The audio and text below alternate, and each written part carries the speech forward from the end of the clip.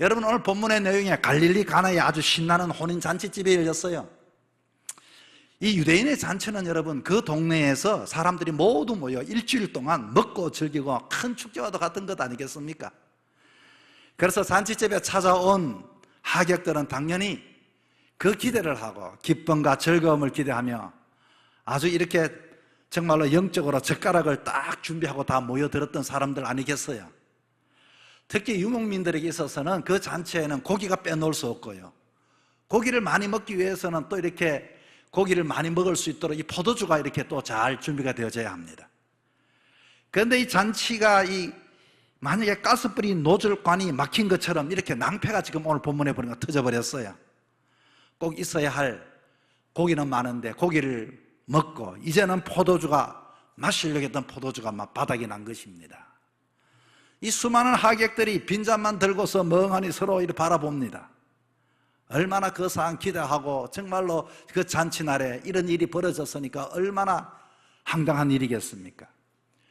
여러분, 이 잔치집만 그런 것이 아니라 우리들의 인생도 똑같습니다. 여러분, 우리 인생에 이와 같이 계획하고 준비하고 모든 삶이 기쁨과 즐거움으로 우리 인생이 펼쳐질 것을 기대하고 노력하고 준비하고 애썼는데 정말로 내 인생의 한순간 이 모든 것들이 막혀지고 꼬여지고 이런 상황을 맞이한다면, 우리가 예수를 믿음에도 불구하고 이런 일이 생긴다면 우리는 이것을 어떻게 받아들여야 하는 것입니까?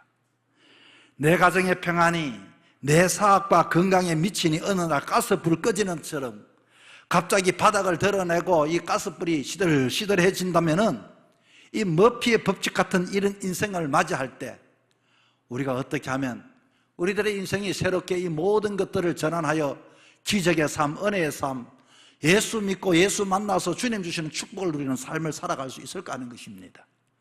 그런데 오늘 본문에 봤더니요, 이 마지막 절 앞에는 뭐라고 나왔는가 하니 처음보다 더 좋았더라.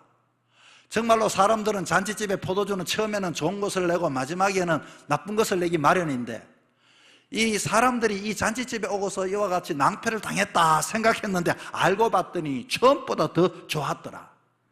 여러분, 어떻게 이게 가능한 것입니까?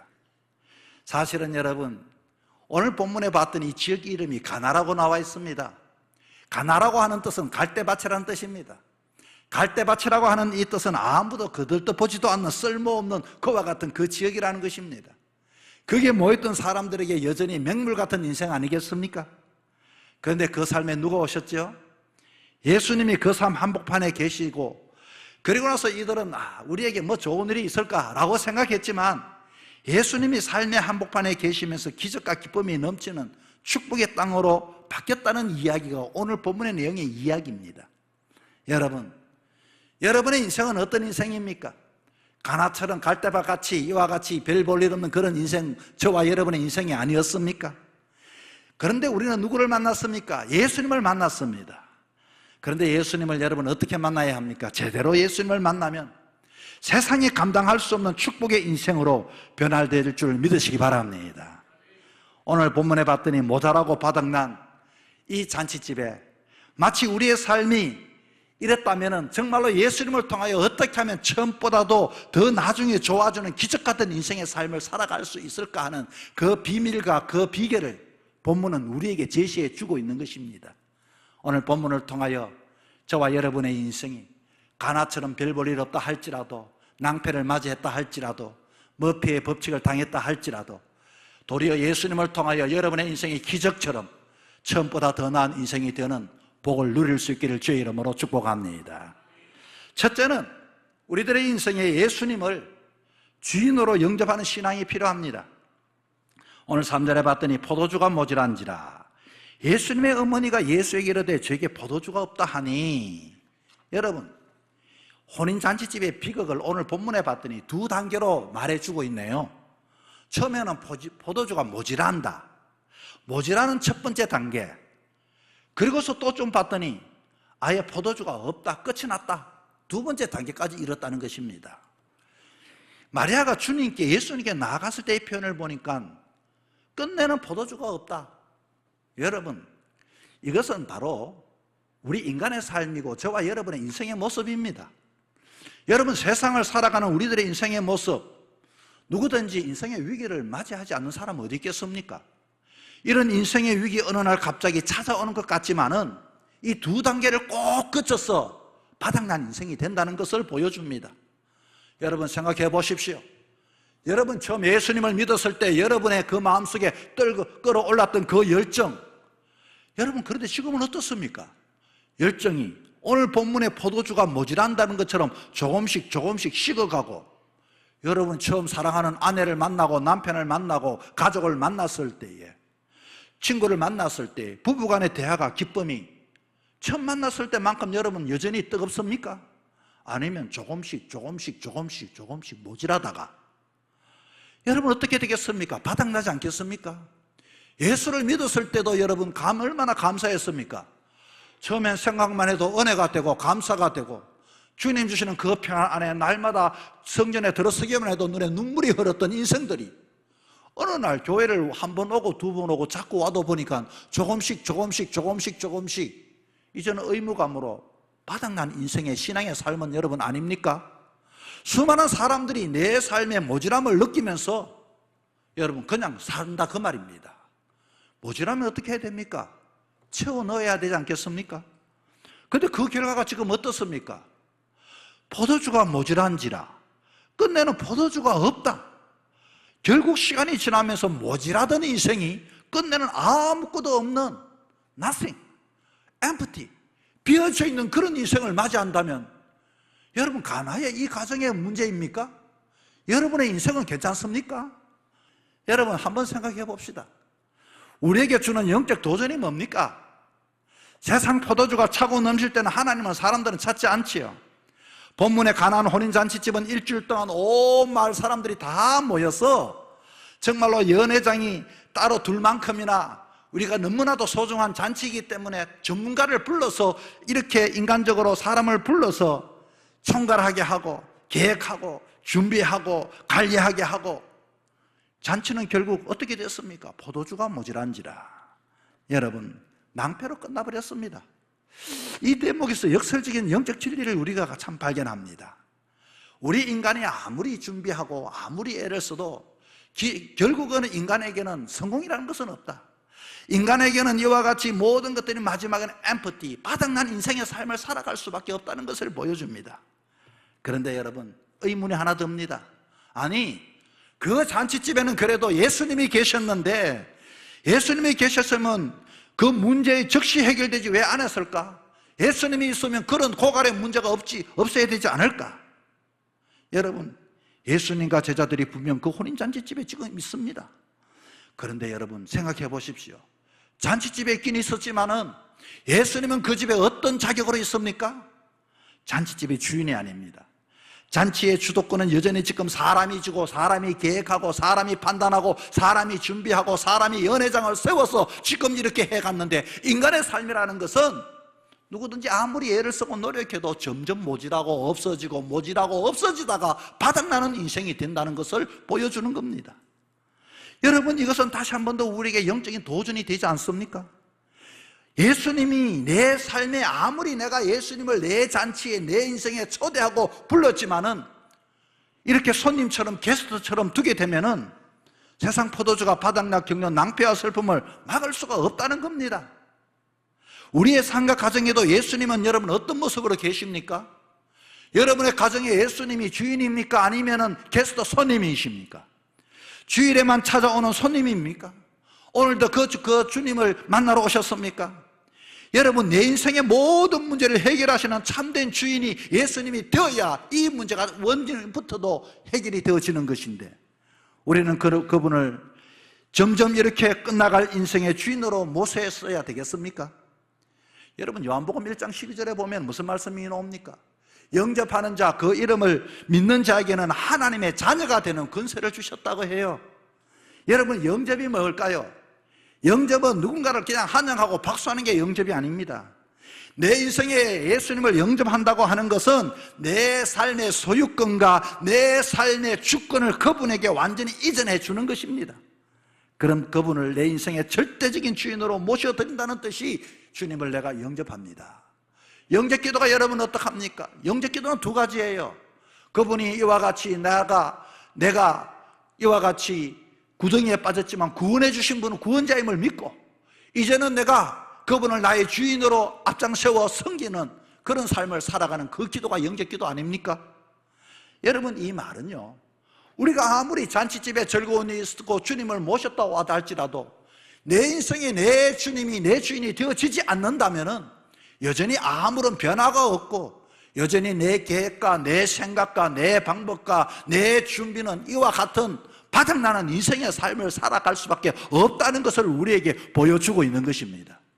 그럼 우리는 어떻게 해야 합니까? 예수님을 우리 잔치집에 내 인생에 두었다면요, 정말로 영접하여 내 삶의 구원자요 주로 이와 같이 모시며 살아갈 수 있는 인생이 되어질 수 있기를 바랍니다. 주님이 내 삶에 개입하시고 간섭하기 시작할 때 바닥났던 내 인생이 맹물이 되고 최고고 포도주로 바뀌는 것처럼 여러분의 우리들의 인생은 어쩌면 바닥난 인생 아니었습니까? 기끌가도 못한 인생, 하나님을 예수 그리스도를 나의 구주로 영접하고 하나님의 자녀가 되고 죽을 수밖에 없는 인생이 우리에게는 영생을 얻을 수 있는 기적같은 은혜를 우리는 경험한 사람이요 그와 같은 인생 아닙니까? 가나처럼 갈대밭과 같이 아무것도 사람의 관심이 없었던 그 인생들이 예수님을 모셔오는 것만으로 두는 것으로 만족하지 말고 이제는 정말로 예수 그리스도를 나의 주인으로 예수 그리스도를 나의 모든 구주로 이와 같이 삶을 때 여러분의 인생에 이와 같은 놀라운 역사가 기적이 일어날 줄 믿으시기 바랍니다. 두 번째는요, 이 방간을 넘어 가슴으로 품는 아픔을 가슴으로 품는 마리아의 신앙을 우리는 보아야 합니다. 오늘 본문 3절에 봤더니 마리아가 주님께 아랜 이 한마디를 우리는 다시 한번 묵상해 봐야 합니다. 저희에게 포도주가 없다. 이 마리아가 지금 이렇게 외치고 있어요. 마리아도 여전히 여러분 게스트입니다. 마리아는 주인이 아닙니다. 우리는 과연 이 마리아의 영성을 얼마나 소유하고 있습니까? 이 마리아의 태도를 보면은요, 그 혼인 잔치집은 마리아 자신의 집이 아닙니다. 그리고 마리아는 지금 잔치집의 그 호스트가 절대로 아닙니다. 혼주도 아닙니다. 그냥 이렇게 자기도 음식 먹으러 왔던 그런 하객입니다. 그런데 지금 포도주가 떨어지는 이 장면을 마리아가 보자마자 느낀 것은 쉽게 말하면 자기가 정말로 마음 아파하며 어떻게 하면 이 문제를 해결할 수 있을까 하는 마음으로 이 태도를 가지고 봤다 그 말인 것입니다. 마리아는 그 잔치집이 낭패를 당하든 아픔을 당하든 자기와는 상관이 없습니다. 그럼에도 불구하고 그 잔치집의 낭패와 아픔을 마치 자신의 문제처럼 가슴 깊이 끌어안았던 여인이 마리아였습니다. 잔치집의 기쁨이 끊어지고 망신을 당할 위기에 지금 처하자 가슴을 졸이며 해결하고자 이 마리아는 그와 같은 태도와 마음을 가진 것입니다. 여러분, 우리의 교회 신앙 모습도 이것이 필요한 것입니다. 여러분이 이곳에서 게스트로 왔습니까? 물론 게스트로 온다 할지라도 우리는 마리아의 마음을 가지고 신앙의 삶을 살아갈 때 예수 그리스도의 기적을 체험해 낼 수가 있게 되는 것입니다. 오늘날 우리에게 문제가 뭡니까? 오늘을 살아가는 우리들의 모습은 어떠합니까? 우리는 주님의 몸된 교회를 향하여 그리고 이웃의 아픔을 향하여 어떤 마음을 품고 있습니까? 교회가 평안하고 부흥할 때는 그 은혜 너무 당연하게 여기다가 어느 날 교회에 작은 모질함이나 부족이 보이고 결핍이 보이면 그때부터 우리는 마치 남의 말하듯이 가슴 아파하는 것이 아니라 도리어 즐기듯이 살아가는 사람들이 얼마나 많습니까? 우리는 비난하는 자가 되어서 안 됩니다. 가슴 아파하는 자가 되어야 합니다. 우리는 그 문제를 이래라 저래라 하는 자가 아니라 도망가는 자가 아니라 정말로 이 문제가 나의 문제임을 알고 어떻게 하든지 주님 앞에 나와 기도하는 자가 되고 이 문제가 나의 문제임을 인식하면서 나갈 때 예수님께서는 이 모습을 보시고 기적을 일으키시게 되는 것입니다. 여러분, 우리에게 필요한 것은 많은 사람을 통해서 하나님의 역사는 일어나는 것이 아니라 한 사람을 통해 바닥났던 우리 교회의 삶과 현장과 이와 같이 어려운 생명들이 일어나고 세워지고 기적이 나타나고 물이 변하여 포도주가 될 줄 믿으시기 바랍니다. 세 번째는 마지막으로는요, 아구까지 채웠던 하인들의 신앙이었어요. 여러분, 물은 몇 도에서 끓습니까? 99도에서 멈춘 물은 결코 끓지 않습니다. 조용합니다. 90도, 95도, 99도 올라가도 끓지 않지요. 그런데 그 1도라고 하는 작은 1도 그가 채워질 때 100도가 되어질 때는요, 임계점에 돌파하자마자 그 물은 막 요동치면서 발발발 하고 이렇게 소리를 치고 수증기로 변해갑니다. 여러분, 그 수증기가 변하여 거대한 엔진을 움직이는 엄청난 동력을 만들어내지 않습니까? 신앙생활도 이와도 같습니다. 성도들이 은혜를 사모하고 노력해도 기적의 역사를 경험하지 못하는 것은 마지막 1% 채우지 못해 멈출 때가 얼마나 많은 줄 모릅니다. 기적은 내 상식, 내 경험을 내려놓고 하나님이 원하시는 자리까지 내 삶을 채워놓을 때 일어나는 현상이 기적의 현상이고 하나님의 축복의 현상이고 은혜의 현상이 되는 겁니다. 오늘 말씀은 어떤 기적보다도 강렬한 하인의 순종의 능력을 보여주는데, 마리아는 하인들에게 5절에 봤더니 너희에게 무슨 말을 하든 말씀을 하시든 그대로 해라. 그리고 7절과 8절의 하인들의 행동도 예수님이 항아리에 물을 채우라 하시니 아구까지 가득 채웠다. 연회장에 갖다 주라 하시니 그대로 갖다 주었다. 그런데 저는 이 장면을 가만히 생각해 봤습니다. 아니, 내가 만약 하인이었다면 한 3가지에서 내가 거절했을 것이다. 여러분, 첫째는 어떤 것 때문에 거절하겠습니까? 그 비상식적 아닙니까?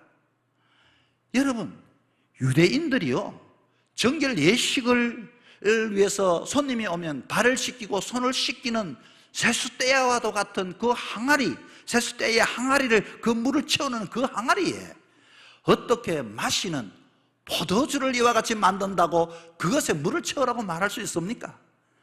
비위생적이지요. 어쩌면 무리한 행위지요. 정결의식에 어긋나지요. 순종할 수 있겠습니까? 또 2번째는요, 그 비과학적 아닙니까? 포도주는, 잘 익은 포도주는 마땅히 어겨서 그게 발효가 되어서 되는데 어떻게 맹물에서 포도주가 들어가지도 않는 그곳에 포도주가 된다는가? 과학적 상식을 뛰어넘는 이 일, 이게 믿어집니까? 그리고 또 한 가지, 연회장에서 망신을 당할 위험이 있죠. 만약에 물을 채우라 하는 것까지는 그래도 채울 수 있습니다. 누가 안 보니까 누가 채운지 어떻게 알 수 있습니까? 문제는 그거 포도주라고 사람들 앞에 내가 들고 사람들 앞에 나섰을 때, 야, 그거 뭐냐? 포도주인데요 하고 봤을 때, 야, 너 지금 제정신이냐? 사람들에게 만약에 이 소리를 듣는다, 이거는 여러분 믿음과 상관없이 자존심이 상하는 일이 아니겠습니까?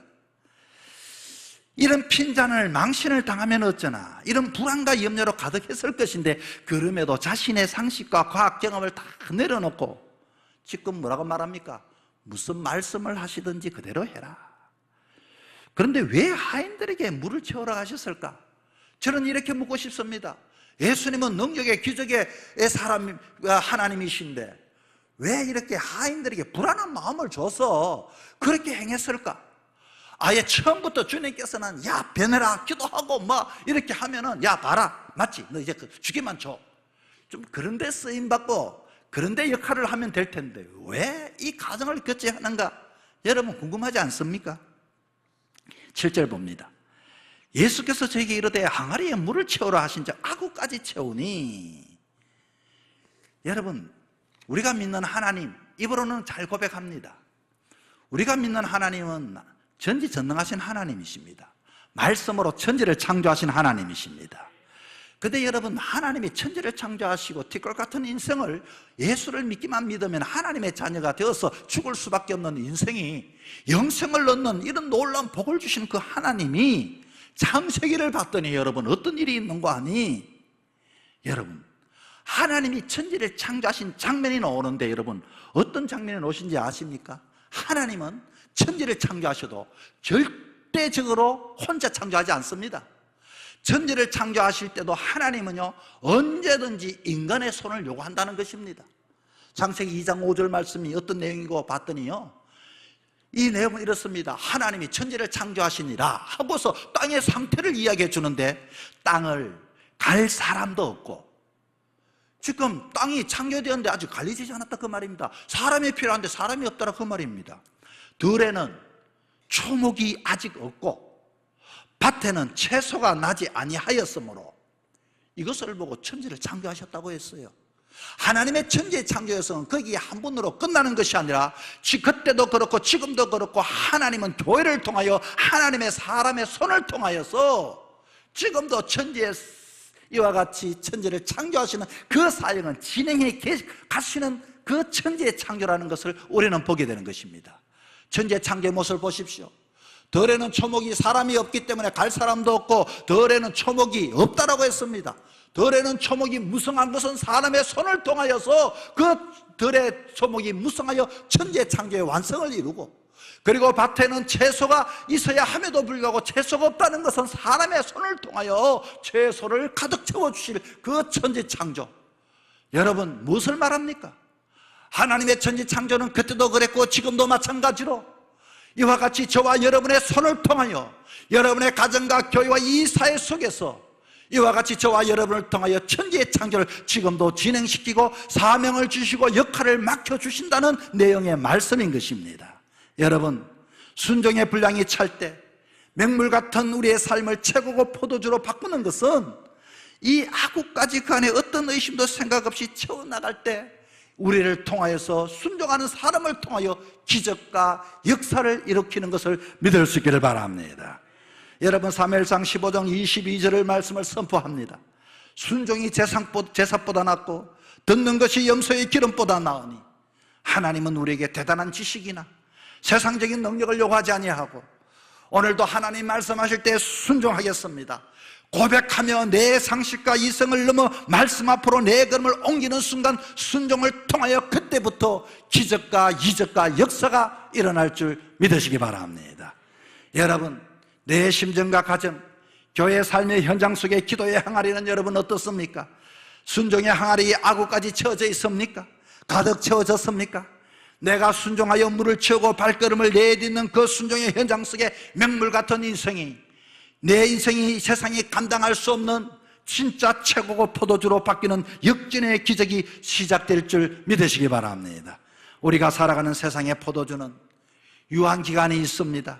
세상의 포도주는 아무리 여러분 먹고 이와 같이 준비한다 할지라도 그것은 점점점 사라지고 바닥이 날 때가 있습니다. 사람이 만든 기쁨도 바닥이 날 때가 있습니다. 아무리 좋은 사람 만났다고 해도 그 사람 지나고 나면은 문제가 보이고 그 사람이 싫어질 때가 있습니다.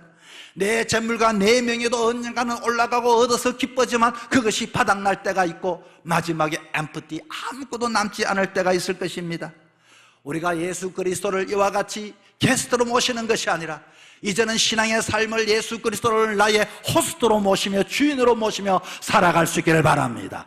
예수님을 호스트로 모시는 인생들에게는 이와 같이 물과 같은 인생이라 할지라도 주님은 포도주 같은 인생으로 처음보다도 나은 것, 나중에 나은 인생으로 변화시켜 줄 믿으시기 바랍니다. 여러분, 세상 미천이 바닥날 때 내 인생의 문장에, 인생의 그 모든 문장의 주어를 내가 아니라 주님으로 바꿔야 합니다.